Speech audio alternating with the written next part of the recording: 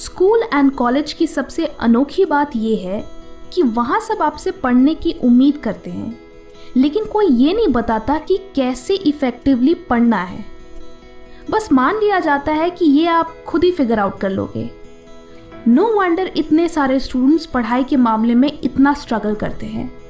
वो मेहनत करते हैं, रिवीजन करते हैं, बट एग्ज़ाम आते आते सब भूल जाते हैं।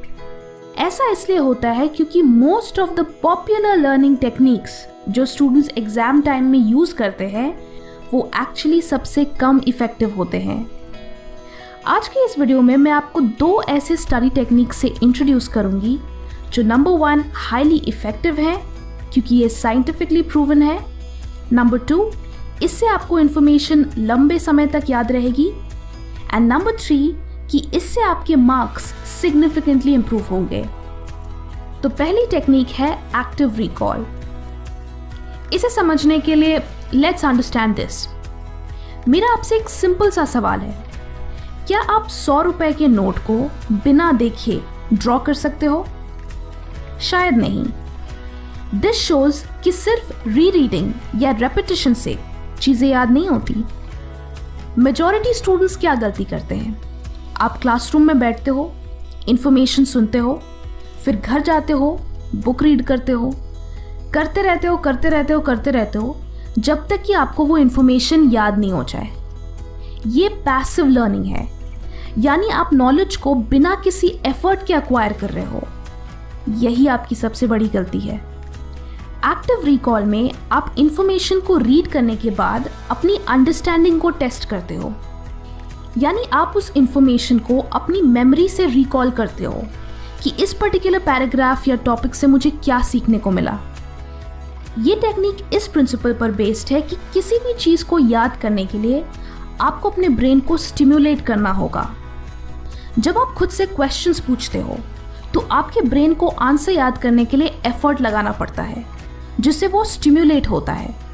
अब जितना ज़्यादा ब्रेन पावर उसे याद करने में लगाओगे, उतने ही अच्छे से वो इंफॉर्मेशन आपके ब्रेन में एनकोड होगी।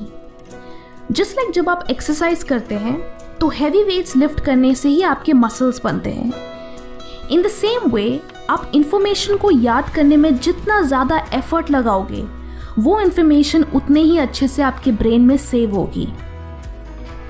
सो एक्टिव रिकॉल करते कैसे हैं?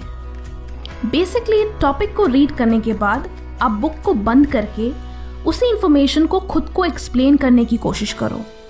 देन बुक से कंफर्म करो कि आपकी अंडरस्टैंडिंग सही है या नहीं, एंड अगर आपने कुछ मिस आउट किया तो दोबारा इस प्रोसेस को रिपीट करो ना। अगर इंफॉर्मेशन बहुत कॉम्प्लिकेटेड हो तो आप बुक की हेल्प के बगैर अपनी मेमोरी से फ्लो चार्ट्स या माइंड मैप्स बनाने की कोशिश करो, जिससे कि आप उस इंफॉर्मेशन को एक पिक्चर फॉर्मेट में याद रख सको।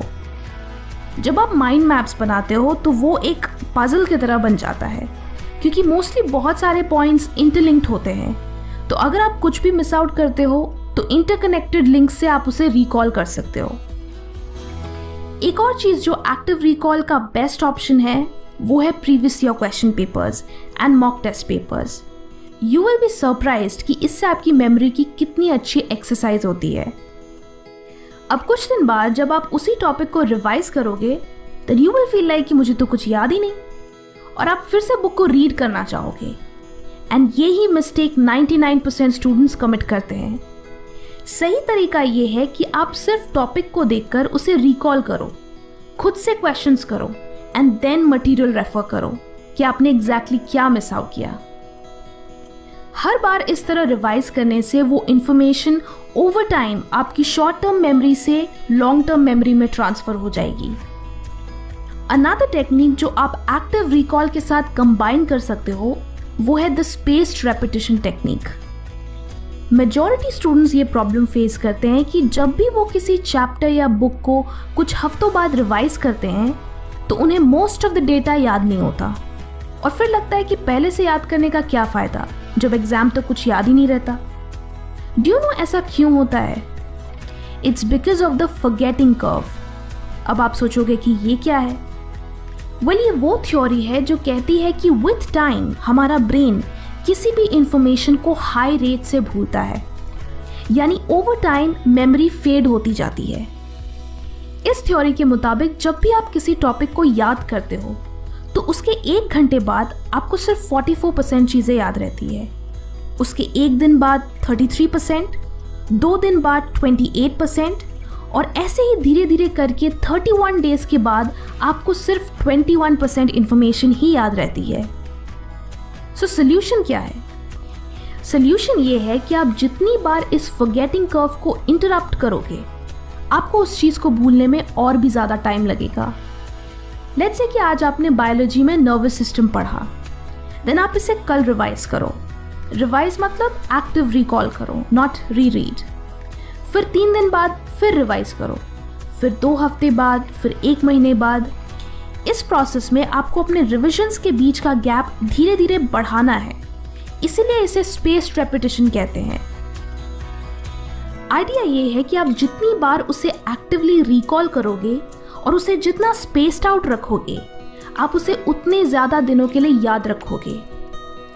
स्पेस्ड रेपिटेशन का पर्पस ये है कि आप गैप के वजह से उस इंफॉर्मेशन को भूल जाएं, जिससे उस डेटा को रिकॉल करने के लिए आपको ज़्यादा से ज़्यादा ब्रेन पावर यूज़ करनी पड़े।